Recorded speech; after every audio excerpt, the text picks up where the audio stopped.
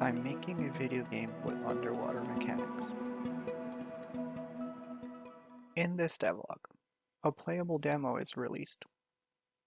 Skippable cutscenes, controlled syncing, sound and particle effects, a basic scoring system, props and decorations. I've uploaded a playable demo of the game so far on itch.io, and I would love for you all to try it and give me some feedback or encouragement. I've added a link to both the itch.io download page and a survey in the description of this video. Thank you in advance for spending the time playing my game and watching these devlogs. From the last devlog, I mentioned wanting to explore skippable cutscenes so I wouldn't need a separate scene. Since I was going to make a cutscene for the tutorial level, which has a much smaller setup, I decided to try to tackle the skippable cutscene support here. While the cutscene is running, a few things need to be disabled. The player's ability to move, the player's consumption of oxygen, and the main camera which follows the player. Once the cutscene ends, all those have to be re-enabled. To make this work, I need to know when the cutscene starts and when it ends. Fortunately, Unity has timeline signals that allowed me to do just that. I created a timeline manager that would disable a list of components on start and re-enable them on end. Adding a skip feature on the cutscene was easy after that. I added an input listener that would call the same stop method on the timeline manager. The first version abandoned the player where it was halfway through the cutscene, so I fixed that by just tracking the desired position. If the player isn't at it when the cutscene stops, they just teleport there. The same effect happens with the anchor. I also took this opportunity to rework the cutscene for the first level and make it skippable, removing the need for the cutscene specific level. At the end of the last devlog, I had prototyped setting a fixed velocity when syncing, and that made the movement feel more fair. For the falling system, I played around with both, limiting the magnitude of the vector, which also had the effect of limiting the horizontal speed, and limiting the y velocity only. I opted for only limiting the y velocity, since that should make avoiding obstacles when falling much easier. I then implemented the overdrive mechanic, reducing the speed. The first prototype just set the velocity once, but while playing with things, I wanted the gradual effect of gravity, so I opted for clamping the velocity between a maximum value. I also fixed a bug with a falling state when moving off of a ledge, which displayed no falling animation previously.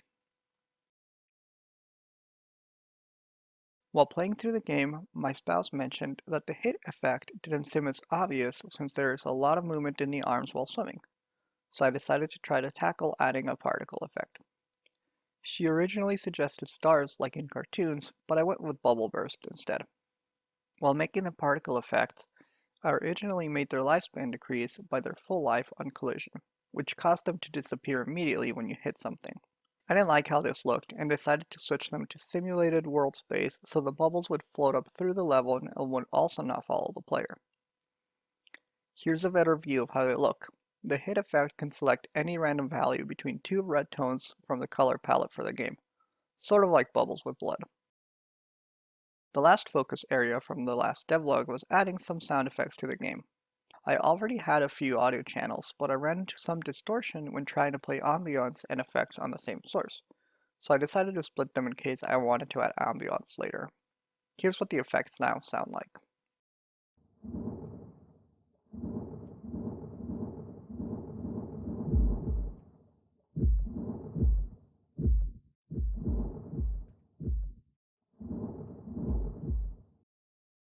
I started by adding a text component to the oxygen meter to show the player how much oxygen they have left, both textually and with the filled-in bar. With a numeric value now visible, I thought of creating a simple scoring system based on how much oxygen you had left and what treasures you gathered when completing the level. The current scoring system gives the following weights to each chest: bronze 2, silver 3, gold 4. I picked these numbers since I wanted the addition of bronze and silver to count more than the gold chest, because it would take longer to get both chests. Their values act as multipliers to the final score. There's also a bonus for collecting all 3 chests. In the future, I may add other bonuses for specific goals, like not taking any damage during the completion of the level. I then worked on getting the score displayed on the UI. I wanted to have a text field that would sort of roll through the numbers. I played around with the text in Engine to see if just setting a new text value at an interval would sort of give the appearance I wanted. I ended up achieving this with another enumerator that just uses a lerp over time.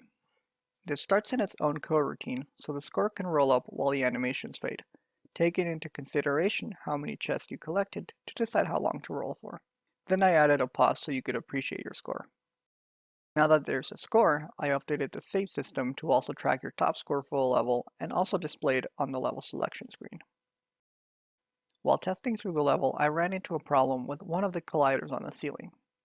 I recreated the tile shapes in a separate scene to have an easier time testing and fixing them. There were other colliders in the map with the same problem, which is caused by how the composite collider is merging the shapes together. My first attempt at fixing this was to make the physics shapes align better between diagonal pieces, moving the shape to be 2 to 3 pixels from the edge instead of 1. This made the collider lines a bit better, but the corners were still giving me trouble. After messing around with it for a while, I decided to mess around with the composite collider's vertex distance, increasing it to avoid counting sharp edges close to the transition between diagonal and corner.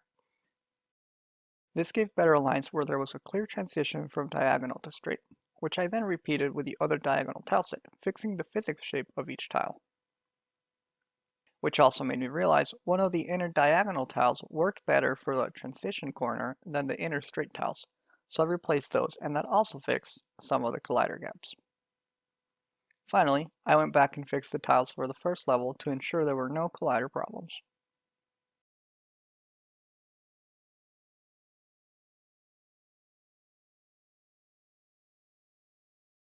As part of having a scoring system, I decided to reduce the damage of all the stalagmite and stalactites. Fortunately, I was able to do this by selecting all prefabs and changing the value, without having to change every prefab individually. For the first demo, I wanted a separate scene where I could list the set of assets I used and give the creator some credit, which I placed in a credit scene. I wanted to have scrolling text, so I added a text component and played around with the idea in Engine, just moving the transform in a viewport. I created the viewport by using the scroll view component and deleting the scroll bars. I would love to say that I got it working on the first try, but sadly no. After changing the direct and the transform moves, I had something working that was much nicer. I then changed that from using the update method to use an enumerator and play on start, with some lerp between the preferred height so the transform wouldn't continue to move.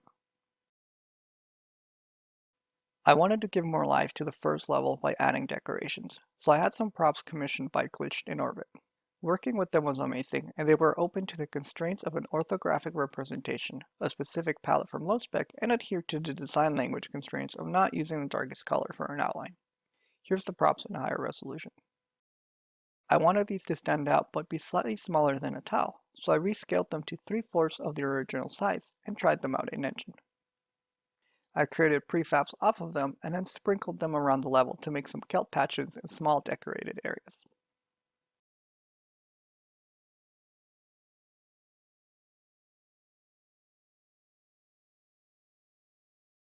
The final change I made was add another hint to the tutorial, which teaches the player about syncing slower when using the overdrive mechanic. That's it for this devlog. My focus for the next part will be take a small break while people play the demo and provide me with feedback and suggestions. Start sketching out and concepting the next level. Once again, thank you for spending your time watching this, and I hope you give my demo a shot. I've added a link to both the itch.io download page and a survey in the description of this video. Until next time.